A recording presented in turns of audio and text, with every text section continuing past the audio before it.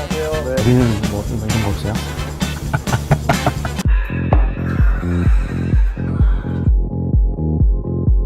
네, 안녕하세요. 저는 맞춤 공연 알림 서비스 아이겟을 운영하고 있는 주식회사 엔터크라우드의 정주왕입니다. 괜찮습니다. 환영한다는 얘기. 아, 네. 네. 박수를 저기서 치네요. 네. 네. 그래서 저희는 엔터크라우드는 2014년도 2월 달에 창업을 했고요. 현재 6년 차 되고 있는 스타트업입니다. 그 공연 업계 쪽에서 홍대 인디밴드 쪽에서 시작을 먼저 했고요. 그쪽에서 뭐 공연 관련된 크라우드 펀딩, 그리고 공연 티켓팅 서비스, 공연장 대관 중개 서비스를 거쳐서 지금의 공연 알림 어플까지 오게 됐습니다. 되게 대표님 긴장하셨나요? 제가 창업하기 전에는 사실 그 경영 컨설팅을 했었어요. 그래서 네. 경영 컨설팅도 한국에서 했던 게 아니고 이제 홍콩이랑 일본 쪽에서 일을 했었는데요. 그때 이제 외국인 노동자로서 해외에서 일을 하다 보니까 네, 굉장히 그 외로움을 많이 느끼더라고요. 네. 그 외로움을 많이 느끼면서 제가 뭐 남는 시간에 주로 했던 것들이 인터넷 방송을 통해서 뭐 슈퍼스타 K나 이런 오디션 프로그램들을 많이 봤었거든요. 그런 프로그램들을 보다 보니까 그 대한민국이라는 나라에 정말 이런 음악적으로 탤런트가 있는 사람들도 많고, 진짜 많죠. 그리고 이 음악이나 공연을 좋아하는 사람들이 정말 많은 거예요. 또 그런 것들이 쌓여서 또 한류라는 걸로 해외 여기저기에 이제 공연들이 만들어지고 하다 보니까 그런 걸 보면서 아, 나도 이런 공연 쪽으로 어떤 내가 좋아하는 이런 쪽으로 사업을 하면 좋겠다라는 생각을 했었고요. 그래서 이제 2014년도에 귀국을 하고 나서 잡았던 아이템이 이제 공연 쪽, 공연 크라우드 펀딩 아이템으로 잡았던 것 같습니다. 그럼 현재 아이겟의 지표는 어떻게 되세요? 좀 2018년 11월 달에 안드로이드랑 iOS 앱으로 런칭을 했고요. 그 이후로 한 6개월 동안 저희가 지금 다운로드는 10만 건을 넘어갔고요. 그리고 사용자도 9만 명 넘어갔고, 한 달 순 방문자는 2만에서 3만 정도 꾸준히 들어와서 공연 정보들 받아보고 계십니다. 근데 이게 계속 성장하고 있는 그런 거죠 지금? 네, 네. 일단은 제일 중요한 건 서비스가 좋아야 된다고 생각을 하고 있고요. 너무 교과서인데 네. 그냥 약간 교과서 열심히 읽어서 선생님 말 잘 네. 들으면 서울대 간다 같은 그러니까 느낌인데. 국영수만 공부해서 네, 국영수만 할 수 해서? 있는데, 네. 네. 지금 이제 네 번째 서비스를 만들다 보니까 그 전에 부족했던 것들이 뭔가 이렇게 생각을 해보면 결국에는 제품 자체가 경쟁력을 가지고 있지 않았기 때문에 문제가 좀 됐었던 것 같거든요. 예상했던 것만큼 사용자들이 안 들어왔던 게 결국에는 이 제품에 대한 거였던 것 같고, 이 제품이 좋다는 자신이 또 없으면 이런 창업자들이 그 적극적으로 비즈니스를 하지 못하는 것 같아요. 그것도 되게 중요한 게 이 제품에 대한 확신이 있으면 굉장히 열정적으로 모든 것에 임할 수가 있는 것 같거든요. 거기까지 영향을 미치는 것 같고요. 그리고 그 아무래도 온라인 서비스다 보니까 이런 마케팅적인 부분이 더 중요하게 생각이 되는 것 같은데요. 그 전에는 마케팅을 어떻게 해야 되는지 제가 잘 몰랐었어요. 근데 이제 5년, 6년 차를 하다 보니까 다양한 시행착오 끝에 이 퍼포먼스 마케팅을 어떻게 하면 좀 효과적으로 이런 사용자들, 고객들을 유치를 할 수 있구나라는 그런 노하우가 쌓여서 런칭을 하고 나서 빠른 시간 안에 이런 사용자들이 늘어났던 것 같습니다. 근데 사실 요즘 진짜 서비스하기 어렵거든요. 여기 다 아시겠지만 이제는 사실 서비스를 런칭한다고 유저들이 안 쓰잖아요. 저도 안 쓰거든요. 근데 그런 요즘 같은 시기에 이 정도 숫자는 되게 엄청난 것 같아요. 네. 그간의 뭔가 좀 어려움 그리고 그 진행 상황들을 좀 공유해 줄 수 있을까요? 약간 우준비해서 다 같이 좀 마음의 준비를 하고. 네. 모든 창업자분들이 겪는 과정이라고 또 생각을 하는데요. 이것도 교과서적인 네. 멘트였던 것 괜찮아요. 같은데. 이거는 다들 공감하실 거예요. 네. 다 힘들 거라서. 네. 그래서 그 첫 번째 아이템은 공연 크라우드 펀딩 사이트였어요. 거기 그 한 1년 동안 야심차게 준비를 했었고 런칭을 했었는데 한 달에 사용자가 제일 많이 나왔던 게 10명이었습니다. 그래서 만들고 되게 자괴감에 빠졌던 그런 경험이 있고요. 여기 웃으시는 분들은 다 경험 있으신 거죠? 네. 네. 그리고 그 다음 해에 만들었던 서비스가 이 인디 밴드들을 위한 티켓팅 예매 사이트였습니다. 이 공연 크라우드 펀딩 사이트를 만들고 나서 느꼈던 게 그 1년 동안 준비했던 서비스는 사실은 고객들이 원했던 서비스가 아니고 제가 만들고 싶었던 서비스였거든요. 그냥 크라우드 펀딩은 네, 런칭을 하고 나니까 실제로 사용자들이 원했던 서비스가 아니고 사람들이 원했던 서비스가 아니고 제 만족을 위해서 만들었던 서비스였던 거예요. 그래서 아 이게 내가 하고 싶은 거를 한다고 해서 성공할 수 있는 건 아니구나라는 걸 정말 뼈저리게 느꼈고요. 사실 그렇죠. 맞아요. 그러면은 사람들이 원하는 서비스를 한번 만들어 보자라는 생각으로 그때 한창 교류를 하고 있었던 인디밴드들과 좀 이야기를 많이 나눠봤었는데요. 네. 인디밴드들이 그때 가지고 있었던 문제점이 인터파크나 멜론 티켓과 같은 그런 예매 사이트를 사용하고 있지 않거든요. 그 사용 안 하는 이유가 일단 수수료가 너무 비싸고요. 그리고 수수료가 비싸도 홍보가 된다고 하면 쓰실 텐데 거기에 예매를 올려놔도 티켓이 더 팔리지 않거든요. 그런 인디 밴드는 또 그런 효과가 별로 없나 보죠. 네.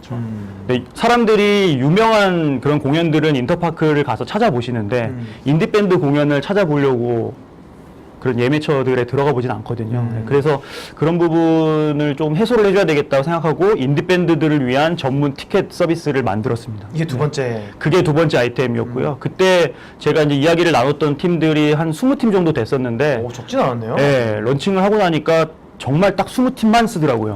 네. 그래서 그때 당시에 가장 이제 월간 방문자가 많았을 때가 한 달에 100명. 아. 네. 물론 이제 10배라는 어마어마한 성장을 하긴 했지만. 10에서 성장. 네. 아. 그렇지만 뭐 10명에서 100명이었기 때문에 인디 티켓팅 서비스를 운영을 하다 보니까 이 공연장이나 인디밴드들이랑 많이 친분을 쌓게 됐어요. 그러면서 이제 양쪽에서 저한테 이제 원하는 것들을 조금씩 요구를 하기 시작을 했는데 그런 중간에서 이제 브릿지 역할을 좀 해드렸었어요. 예, 연결을 해드리고 거기서 이제 수수료를 조금씩 받으면서 월급을 챙겨드리는 이제 그런 구조로 가져갔었는데 이 건수가 많아지다 보니까 정작 제가 다른 일을 할 시간이 없는 거예요. 그래서 그러면은 이 공연장 대관 정보를 모아놓은 그런 서비스가 없구나. 그래서 모두의 스테이지라는 공연장 대관 중개 서비스를 아예 만들어서 그냥 여기서 그냥 쓰세요라고 예, 그렇게 해서 이제 그 서비스도 만들었습니다. 이게 세 이때는 번째 네, 거죠? 이게 이제 세 번째 아이템. 당시 그 상황에 대해서 제가 좀 더 궁금한 부분들이 있는데요. 실질적으로 이제 이게 사업화나 이런 걸 고려하실 때 그럼 실질적인 공실률이나 이런 것들도 이제 보게 되잖아요. 그 당시에는 어느 정도여서 이제 거기 그쪽 사업을 해야겠다라고 생각을 하셨는지도 좀 궁금합니다. 네. 그 공연장, 제가 친분을 많이 가지고 있었던 이 홍대에 있는 공연장들 같은 경우에는 보통은 적은, 그 사이즈가 좀 작은 곳들은 뭐 50석에서 70석 정도 되고요. 조금 규모가 있다고 하면은 한 200석에서 300석 정도가 대부분이거든요. 근데 이쪽 시장이 공실률이 거의 한 70% 정도가 돼요. 와, 너무 네. 심하다. 거의 안 네. 들어가는 너무 시장이었어요. 심하다. 주말 외에는, 그 주말도 항상 차 있는 건 아니고요. 거의 비어 있다고 보시면 되고, 그래서 이제 뭐 이런 밴드들이 공연장에서 공연이 아닌 합주를 하는 그런 느낌의 그런 시장이 이렇게 돌아가고 있더라고요.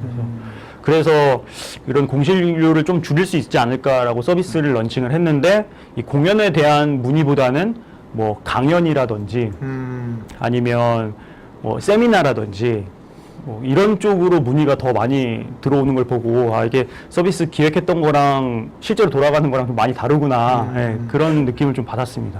공연을 직접 기획을 하기 시작을 했어요. 아예 섭외해가지고. 네. 이 공연장과 친분이 있고 또 아티스트들이랑 친분이 있다 보니까 좀 이렇게 좋게 해보자. 이렇게 공연을 만들 수가 있었거든요. 이 관객분들의 목소리를 좀 많이 들을 수 있었던 것 같은데요. 그분들이 항상 하시던 얘기가 이런 공연이 있는지 몰랐어요. 라는 맞아요. 얘기를 많이 저도 하셨고요. 그런 이제 이게 생각보다 니즈가 많구나라는 거를 생각을 하고 그러면 이거를 좀 정식 서비스로 만들어 봐야 되겠다라고 뭐 결정을 내리고 뭐 한두 달 만에 그냥 기획을 해서 웹사이트로 일단 런칭을 했던 것 같아요. 돌이켜 보니까 그때 당시에는 서비스 하나하나가 내가 되게 삽질했구나라고 생각을 했거든요. 근데 그 삽질이 뭐 지금 생각을 해보면 하나하나의 이런 점을 찍어 나갔던 과정인 것 같고요. 그리고 나서 그때 만들었던 서비스들이 지금 아이겟이라는 공연 알림 어플 안에 다 자연스럽게 또 녹아 들어가져 있거든요. 예. 첫 번째 공연 크라우드 펀딩 같은 경우에는 그 사람들이 원하는 서비스를 만들기보다는 제가 만들고 싶었던 서비스를 만들었기 때문에 실패를 했었던 것 같아요. 그래서 사용자가 더 이상 늘어나지 않는 데에 한계를 느끼고 다음 서비스를 생각을 하게 됐고요. 그 다음에는 사용자들이 원하는 서비스를 만들었는데 정말 적은 사람들의 니즈만 충족시켜줬던 그런 서비스를 만들어서 거기서 또 한계를 느꼈고요. 그 다음 서비스도 사용자들, 뭐 공연장 운영하시는 분들 그리고 아티스트들이 원해서 만들어주긴 했지만 그 또한 시장에 한계를 느꼈고요. 그리고 이게 내가 우리 서비스가 지금 발담그고 있는 시장이 정말 작은 시장이구나, 더 큰 시장으로 나가야 되겠구나라는 게 딱 결정이 되면 그때 피보팅을 준비를 했었던 것 같아요. 와, 근데 진짜 이게 말이 쉬워서 그렇지 사실 저희 계시면 다 경험하시겠지만 사업을 하다 보면 나는 아는데 피보팅을 못하는 경우가 진짜 많잖아요. 근데 그래도 어쨌든 그게 다 쌓여서 야이겟에 왔고 되게 몇 개월 안 되는 기간 동안 10만 달러 이상 만들어낸 건 다 거기서 나온 네. 그런 게 다 녹아 그게 들어간 거네요. 노하우죠. 네. 그게 노하우인 거네요. 그게 아까 교과서기 전 멘트로 이제 녹아 나온 거고. 네네. 그러면 사실 저희의 이제 공식 질문이기도 한데 또 제가 또 지인이기도 해서 너무 이렇게 싸가지 없이 물어보면 안 되고 그래서 BEP는 어떻게 넘으셨네요, 대표님? 어떤 상황이세요? 네, 아직 BEP는 넘지 못했고요. 지금은 그래도 사무실 임대료 정도는 야. 낼 수 있는 정도까지. 임대료 많이 내시잖아요. 저 강남 한복판에 네. 계시던데 아, 보니까. 네. 그래서 지금은 그러면 마케팅이나 이런 쪽으로 지출을 좀 많이 하고 계신 건가요? 네, 아무래도 BEP를 맞추기보다는 서비스가 계속 커 나가고 있는 단계이기 때문에 이 계속해서 서비스가 그 성장의 가속도를 붙게 하기 위해서 마케팅 비용을 좀 지출을 많이 하고 있는 편이고요. 예, 그렇게 꾸준히 해주지 않으면은 사실 그 빠른 기간 안에 이제 스타트업이 빠른 기간 안에 성장을 하는 거를 어떻게 보면 가장 중요한 그런 가치로 느끼고 있는데요. 그 성장이 좀 어려울 수 있겠다라는 생각이 들어서 마케팅 비용으로 많이 지출을 하고 있습니다.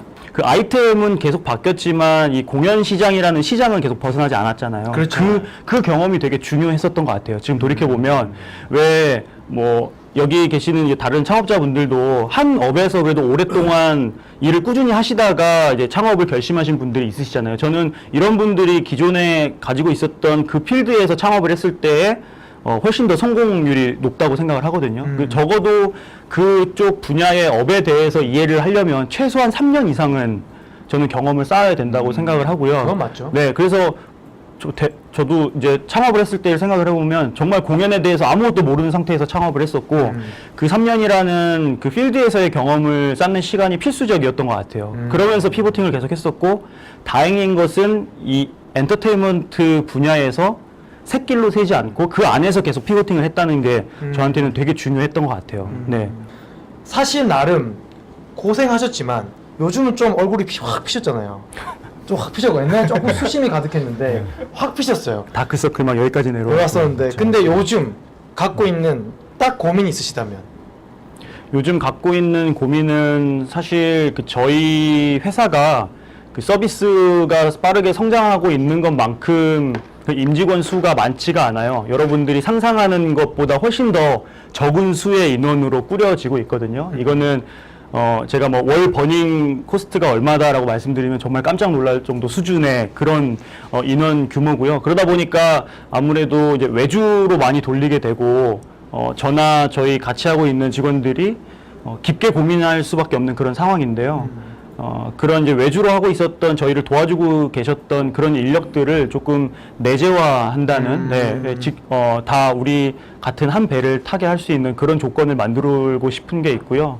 그러면서 이제 다음 단계로 넘어가기 위한 그런 필요한 인력들, 뭐 데이터 사이언티스트라든지 그런 인력들도 수급하고 마케팅도 예산을 조금 더 쓸 수 있는 그런 쪽으로 좀 자금을 확보하는 뭐 그런 투자라든지 아니면은 계속해서 성장을 하기 위해서 새로 오시는 분들한테 어떤 비전과 목표를 함께 나눠야 되는지에 대한 고민들도 많이 하고 있습니다. 야, 딱 진짜 성장하는 스타트업들이 하는 성장 시기에 딱 하는 고민이네요.